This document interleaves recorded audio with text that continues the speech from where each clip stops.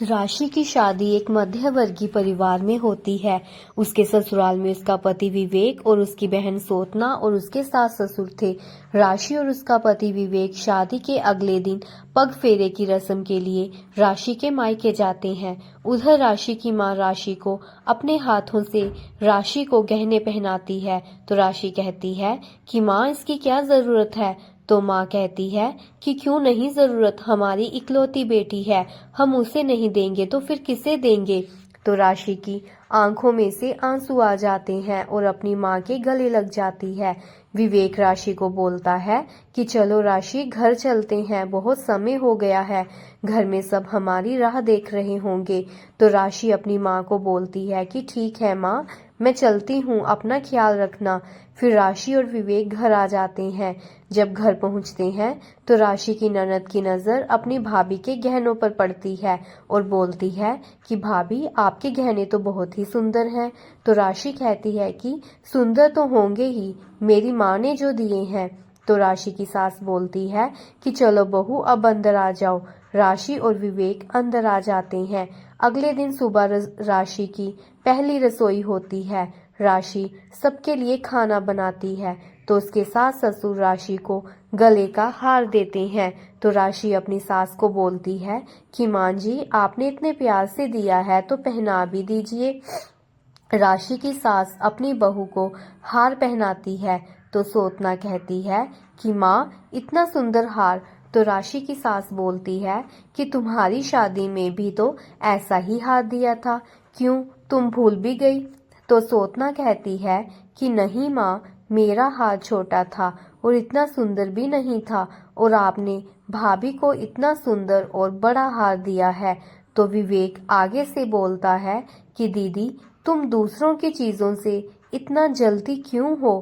तो माँ कहती है कि अपनी बड़ी बहन से ऐसे बात करते हैं। तो विवेक चुप हो जाता है। तो सोतना कहती है कि माँ, मैं जा रही हूँ कल, मुझे नहीं रहना यहाँ पर। जब देखो विवेक मेरी बेइज्जती करता रहता है, मुझे तो ऐसे लगता है कि मेरा तो इस घर से कोई रिश्ता है ही नहीं। तो सोतना के पापा सोतना को चुप करवाते हैं और बोलते हैं कि विवेक तो तुमसे मजाक करता है। पापा बोलते हैं कि विवेक अपनी बड़ी बहन से माफी मांगो। तो विवेक कहता है कि मुझे माफ कर दो, आगे से मजाक नहीं करूंगा। रात को राशि अपने गहने उतारकर अलमारी में रख देती है। सोतना सोचती है कि भाभी के पास तो बहुत सारे गहने हैं। उसका मन ललचा जाता है और सोचती है कि क्यों ना मैं भाभी के गहने चोरी कर लूं। फिर सोचती है कि घर वाले मेरे बारे में क्या सोचेंगे। अगले दिन ही वे राशि को बोलती है कि भाभी, जरा मुझे अपनी माँ के गहने दे दो, मेरे ससुराल में उधर शादी है, मेरा बड़ा मन कर रहा है कि मैं वो गहने पहनूं। तो राशि बिना कुछ बोले अपनी माँ के दिए हुए गहने सोतना को दे देती है और बोलती है कि दीदी, पूछने की क्या बात हुई, मेरे और आप में कोई फर्क है क्या, मैंने पहने और आपने पहने एक ही बात हुई। तो सास बोलती है कि देखा सोतना, तुम्हारी भाभी कितनी अच्छी है, कितना सोचती है तुम्हारे बारे में। तो सोतना सोचती है कि मैं तो सोच रही थी कि मैं भाभी के गहने चोरी कर लूं, पर मेरे मांगने पर भाभी ने मुझे एक बार भी मना नहीं किया। फिर सोतना भाभी के गहने लेकर अपने ससुराल चली जाती है। वहां पर शादी में अपनी भाभी के दिए हुए गहने पहनती है।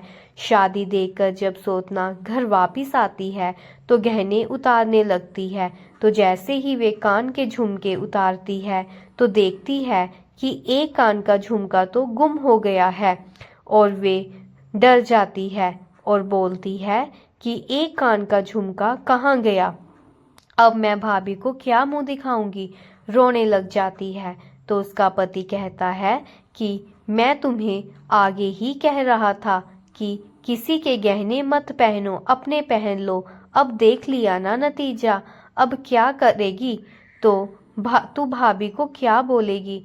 तो सोतना अपने पति को बोलती है कि क्यों ना हम इसके जैसा नया झुमका बनवा लें, तो उसका पति बोलता है कि ठीक है, हम कल ही सुनियार के पास चलते हैं।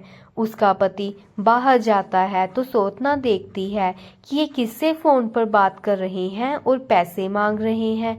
पूरी रात सोतना को नींद नहीं आती और सोचती रहती है कि इतने पैसे कहाँ से आएंगे, इनके पास भी तो अभी पैसे नहीं हैं। फिर भी इन्होंने मुझे महसूस नहीं होने दिया कि मेरे पास तो पैसे नहीं हैं। अब मैं क्या करूं? मुझसे बहुत बड़ी गलती हो गई। मुझे भाभी से उनके गहने नहीं मांगने चाहिए थे। पूरी रात यही सोच सोच कर निकल जाती है। अगली सुबह राशि का फोन आता है और वे बोलती है कि दीदी, आपकी शादी हो गई हो तो मुझे गहने दे दो, मुझे भी अपने घर जाना है पहनकर। तो सोतना कहती है कि भाभी, आज मेरी तबीयत ठीक नहीं है तो मैं आ नहीं पाऊंगी। तो राशि कहती है कि दीदी, मैं विवेक को भेज देती हूँ।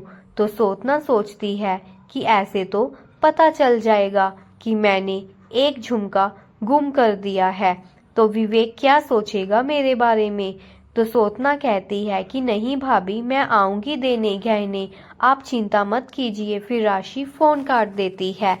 तो सोतना अपने पति के साथ सुनियार के पास चली जाती है और उसी के जैसा नया झुमका बनवाकर लाती है और फिर अपने मायके जाती है और अपनी भाभी को बोलती है कि भाभी, ये लीजिए अपने गहने, आपका बहुत बहुत शुक्रिया। तो राशि कहती है कि इसमें शुक्रिया वाली क्या बात हुई, अगर दोबारा पहनने का मन करे तो फिर से ले लेना।